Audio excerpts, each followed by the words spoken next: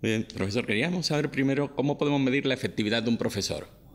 Bueno, tradicionalmente hay varias medidas que se han usado para medir la efectividad desde un profesor. El método más tradicional son las observaciones de clase, es decir, visitar el aula de un docente, usar algún tipo de rúbrica para codificar qué es lo que está haciendo ese docente en cada momento, como por ejemplo cómo está manejando la disciplina, o como por ejemplo si le está haciendo preguntas a los alumnos, o cómo toma las respuestas de los alumnos. Ese es el método más tradicional. Además de ese, hay dos métodos adicionales.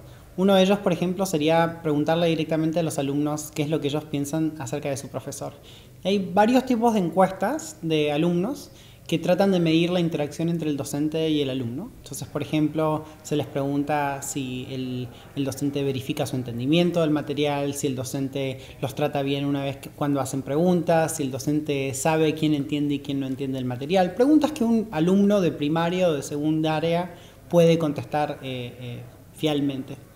Y tercero, lo que también se estila muchísimo, particularmente en Estados Unidos, pero no exclusivamente, es a calcular lo que se llama valor agregado, que es decir, estimar cuál es la mejora desde principio de año hasta final de año del alumno promedio de un docente en pruebas de matemática o de lectura y compararlo con la mejora de todos los otros alumnos que son similares. ¿Está? Entonces, es decir, por ejemplo, los alumnos de Alejandro en promedio mejoraron un punto. Ahora, todos los otros docentes que tienen alumnos parecidos a los de Alejandro mejoraron 2 puntos. Entonces, el valor agregado de Alejandro es -1. ¿Está? Entonces, estos tipos de métodos nos presentan visiones muy diferentes de la calidad docente. Por un lado, nos concentramos en las prácticas de enseñanza, como las observaciones de clase. Por el otro lado, nos concentramos en la opinión de los alumnos, como las encuestas de estudiantes. Y por el otro lado, nos concentramos en si el docente mejora el aprendizaje de los alumnos, como son el método de valor agregado. Y creo que quizás la mejor forma de medir el desempeño docente es combinando esas tres medidas, digamos. Ha desarrollado un informe bastante amplio con la Fundación Bill y Melinda Gates, ¿no? Quería saber un poco las conclusiones principales y si son extrapolables los resultados a cualquier país. Bueno, en primer lugar, las conclusiones que encontramos fue, si uno lo que quiere hacer es predecir el valor agregado de un docente en un segundo año, es decir, cuánto van a mejorar sus alumnos con respecto a otros alumnos comparables, en el primer año lo que tiene que hacer es administrar pruebas de desempeño estudiantil. Es decir, lo que tiene más valor predictivo son las pruebas de desempeño estudiantil. Por el otro lado, si lo que uno quiere hacer es tener un sistema de evaluación docente que consistentemente le dice año tras año si un docente es efectivo, al año siguiente también va a ser identificado como efectivo, es decir, que no hay volatilidad en la identificación de docentes efectivos e inefectivos de un año al otro, puede usar las encuestas de alumnos.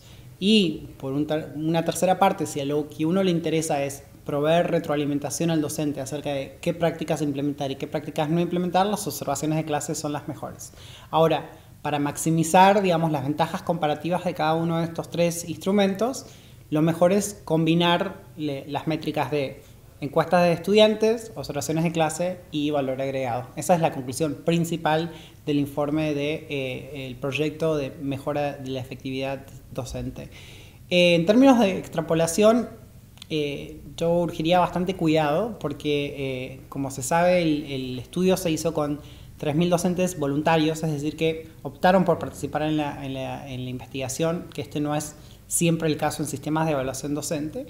Y por el otro lado es que son 5 distritos particulares altamente urbanos dentro de Estados Unidos, ¿no? Entonces, otros sistemas educativos tienen características muy diferentes y no es claro que lo que se encuentra en el estudio MET para Estados Unidos se pueda comparar con los de otros países.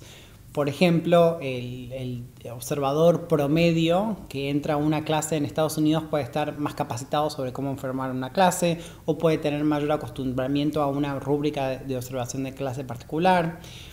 Otro ejemplo es que los alumnos pueden estar mucho más familiarizados con lo que son las pruebas de desempeño estudiantil o con lo que pueden ser las encuestas de desempeño docente. Entonces, lo que yo tomaría del estudio MET para otros países es la hipótesis, si se quiere, o la teoría de cambio de que al combinar diferentes medidas de efectividad docente se puede lograr una medida más justa de quién es un buen docente y quién no es un buen docente.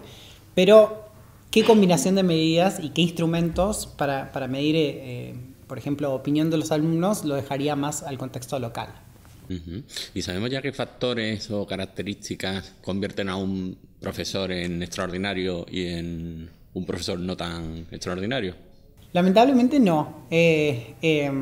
Es bastante interesante, pero lo que nos dice el proyecto MET es qué métricas o qué grupo de métricas nos ayudan a predecir el valor agregado de un docente en un segundo año o nos ayudan a identificar a un buen docente consistentemente.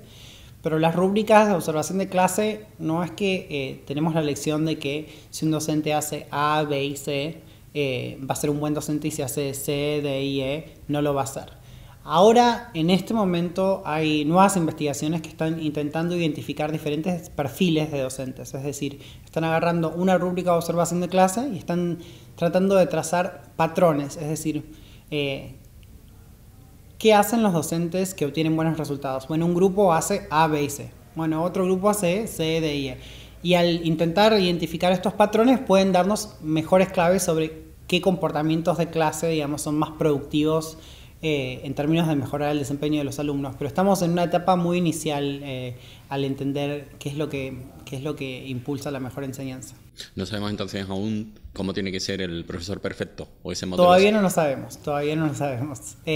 No solo eso, sino que nosotros no sabemos qué es un profesor perfecto cuando lo estamos observando en el aula, sino que también al momento de seleccionar los profesores tampoco tenemos muchas pautas de cuáles van a ser los que van a ser más productivos subsecuentemente. Entonces, las métricas que usamos típicamente, como si un docente tiene maestría, si tiene un doctorado, si tiene una especialización en una materia, los años de experiencia, solamente explican una parte muy, muy pequeña del valor agregado que tienen esos docentes una vez que entran al aula. Entonces, nos queda mucho por aprender en ese área. Ajá. Y por último, profesor, ¿qué políticas podríamos implementar para mejorar la calidad de la docencia? Bueno, hay políticas que se concentran más en el aspecto de selección, y esas políticas tienen que ver con combinar, por ejemplo, métricas tradicionales de selección de docentes como las que acabo de mencionar con, por ejemplo, una clase de demostración o con una instancia de prueba, por ejemplo, de 1 año o de 2 años para seleccionar si el docente se va a permanecer en el sistema. Ese es un grupo de intervenciones. Otro grupo de intervenciones tiene que ver con los docentes noveles, digamos, que entran por primera vez a la escuela, y hay programas de inducción o de que se llaman de coaching, donde se le asigna un mentor o un par, básicamente al docente, y se lo ayuda a que, digamos, aprenda cómo es trabajar en esa escuela. Y hay otras políticas que tienen que ver más con el uso de la evaluación y de los incentivos, ¿no? Es decir, primero evalúo quiénes son los docentes más efectivos y en base a eso recompenso a los que les va mejor y recomiendo para una desvinculación a aquellos que les va peor. De aquellas tres, dependiendo del contexto, funcionan mejores o peores, ¿no? Las políticas en general de selección no hemos tenido mucha suerte en muchos contextos en seleccionar docentes efectivos. Las políticas de inducción y de capacitación en los primeros años han tenido quizás un poquito más de promesa, y las políticas de evaluación han funcionado solamente en aquellos contextos donde el docente sabe qué es lo que tiene que mejorar y es un tema solamente de esfuerzo, digamos, ¿no? Pero esas son básicamente los tres tipos de estrategias que tenemos para mejorar la efectividad docente. Bueno, muchas gracias.